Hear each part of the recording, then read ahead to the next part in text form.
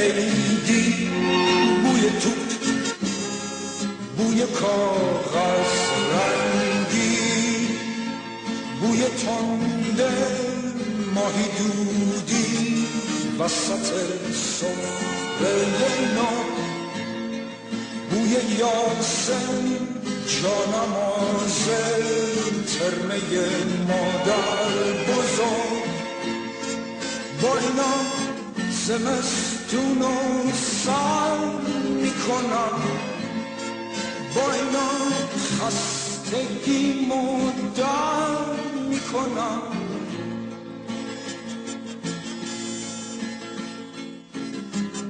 شادی شکستن قلک پول، وحشت کم شدن سکه عیدی از شمردن زیاد، بوی اسکناس تا نخورده لای کتاب.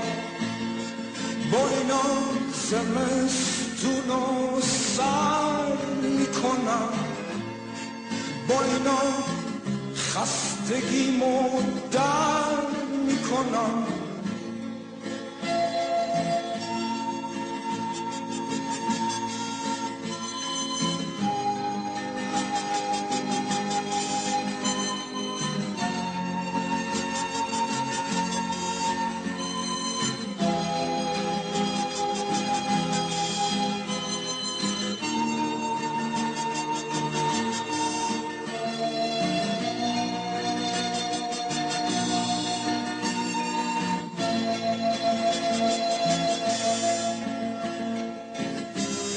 فکر پاشو زدن یه دختر چادر سیاه، شوق یک خیز بلند از روی بطهای نور، برق کفش جفت شده تو گنجه ها. با اینا زمستون رو سر میکنم، با اینا خستگی مدر میکنم.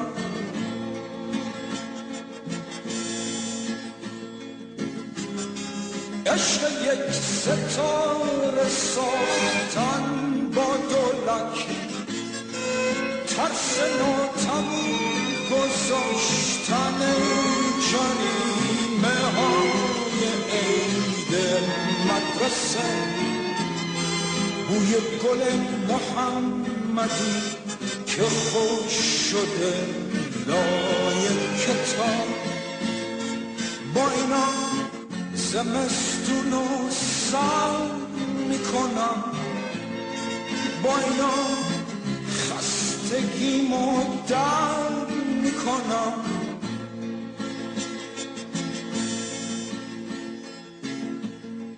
بوی باغچه، بوی حوض، عطر خوب نظری، شب جمعه پی فانوس توی کوچه گم شدن، توی جوی لاجوردی هوس یه آب تنی.